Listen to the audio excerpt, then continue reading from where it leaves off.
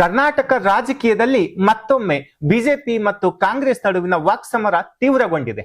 ಸಚಿವ ಪ್ರಿಯಾಂಕ್ ಖರ್ಗೆ ಬಿಜೆಪಿ ಹಾಗೂ ರಾಷ್ಟ್ರೀಯ ಸ್ವಯಂ ಸೇವಕರ ಸಂಘ ಆರ್ಎಸ್ಎಸ್ ವಿರುದ್ಧ ತೀವ್ರ ವಾಗ್ದಾಳಿ ನಡೆಸಿದ್ದು, ಧರ್ಮದ ಹೆಸರಿನಲ್ಲಿ ಯುವಕರನ್ನ ಪ್ರಚೋದಿಸಿ ಅವರ ಬದುಕನ್ನು ಹಾಳು ಮಾಡಲಾಗಿದೆ ಎಂದು ಆರೋಪಿಸಿದ್ದಾರೆ.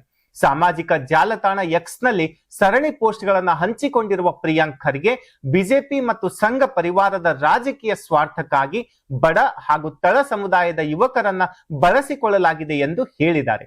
ಖರ್ಗೆ ಅವರ ಪ್ರಕಾರ ಧರ್ಮ ರಕ್ಷಣೆಯ ಹೆಸರಿನಲ್ಲಿ ನಡೆದ ಪ್ರಚೋದನೆಯ ಪರಿಣಾಮವಾಗಿ ಕೇವಲ ಕೆಲವರು ಪ್ರಾಣ ಕಳೆದುಕೊಂಡಿಲ್ಲ, ಬದುಕುಳಿದ ಅನೇಕ ಯುವಕರ ಜೀವನವು ನ್ಯಾಯಾಲಯಗಳು, ಪೊಲೀಸ್ ಪ್ರಕರಣಗಳು ಮತ್ತು ಆರ್ಥಿಕ ಸಂಕಷ್ಟಗಳ ನಡುವೆ ಸಿಲುಕಿದೆ. ಅವರು ತಮ್ಮ ಪೋಸ್ಟ್ ನಲ್ಲಿ ಬಿಜೆಪಿ ಮತ್ತು ಸಂಘದ ಪರಿವಾರದ ಸ್ವಾರ್ಥ ಸಾಧನೆಗೆ ಬಡವರ ಮನೆಯ ಮಕ್ಕಳ ಜೀವಗಳಷ್ಟೇ ಅಲ್ಲ, ಅವರ ಬದುಕುಗಳು ಬಲಿಯಾಗಿವೆ. ಧರ್ಮ ರಕ್ಷಣೆ ಹೆಸರಿನಲ್ಲಿ ಸಾವನ್ನಪ್ಪಿದವರ ಒಂದು ಕಥೆಯಾದರೆ ಬದುಕುಳಿದವರ ಮತ್ತೊಂದು ಕರುಣಾಜನಕ ಕಥೆಯಾಗಿದೆ ಎಂದು ಹೇಳಿದ್ದಾರೆ. ಇದರ ಜೊತೆಗೆ ವೇದಿಕೆಗಳ ಮೇಲೆ ಪ್ರಚೋದನಾತ್ಮಕ ಭಾಷಣ ಮಾಡುವ ನಾಯಕರು ಸುರಕ್ಷಿತ ಜೀವನ ನಡೆಸುತ್ತಿದ್ದಾರೆ.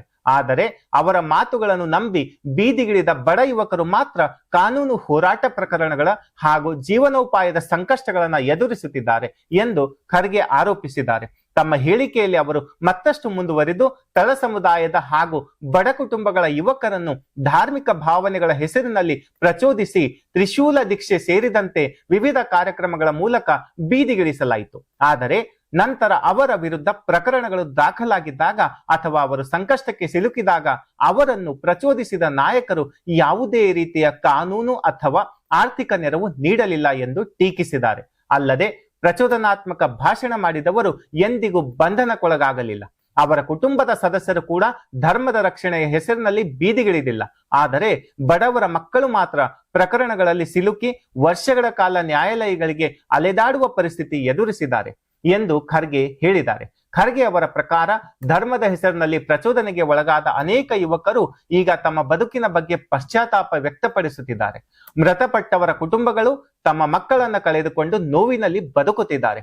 ಬದುಕುಳಿದವರು ಉದ್ಯೋಗ, ಶಿಕ್ಷಣ ಹಾಗೂ ಸಾಮಾಜಿಕ ಬದುಕಿನಲ್ಲಿಯೂ ಅನೇಕ ಸಮಸ್ಯೆಗಳನ್ನ ಎದುರಿಸುತ್ತಿದ್ದಾರೆ ಎಂದು ಅವರು ಅಭಿಪ್ರಾಯಪಟ್ಟಿದ್ದಾರೆ. ಇದೇ ಸಂದರ್ಭದಲ್ಲಿ ಇಂತಹ ಘಟನೆಗಳಿಂದ ಇಂದಿನ ಯುವ ಜನತೆ ಪಾಠ ಕಲಿಯಬೇಕು. ಯಾವುದೇ ರಾಜಕೀಯ ಅಥವಾ ಧಾರ್ಮಿಕ ಪ್ರಚೋದನೆಗೆ ಒಳಗಾಗದೆ ತಮ್ಮ ಶಿಕ್ಷಣ, ಉದ್ಯೋಗ ಮತ್ತು ಭವಿಷ್ಯಕ್ಕೆ ಆದ್ಯತೆ ನೀಡಬೇಕು ಎಂದು ಪ್ರಿಯಾಂಕ್ ಖರ್ಗೆ ಕರೆ ನೀಡಿದ್ದಾರೆ. ಇನ್ನೊಂದೆಡೆ ಈ ಆರೋಪಗಳಿಗೆ ಬಿಜೆಪಿ ಅಥವಾ ಆರ್ಎಸ್ಎಸ್ ನಿಂದ ಈವರೆಗೆ ಯಾವುದೇ ಅಧಿಕೃತ ಪ್ರತಿಕ್ರಿಯೆ ಪ್ರಕಟವಾಗಿಲ್ಲ.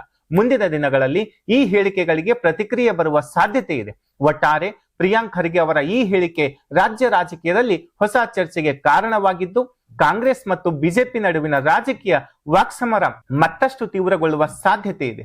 ಈ ವಿಚಾರದ ಬಗ್ಗೆ ನಿಮ್ಮ ಅಭಿಪ್ರಾಯವೇನು? ರಾಜಕೀಯ ಮತ್ತು ಧಾರ್ಮಿಕ ವಿಚಾರಗಳಲ್ಲಿ ಯುವಕರು ಯಾವ ರೀತಿಯ ಜವಾಬ್ದಾರಿಯುತ ನಿಲುವು ತೆಗೆದುಕೊಳ್ಳಬೇಕು ಎಂದು ನೀವು ಭಾವಿಸುತ್ತೀರಿ?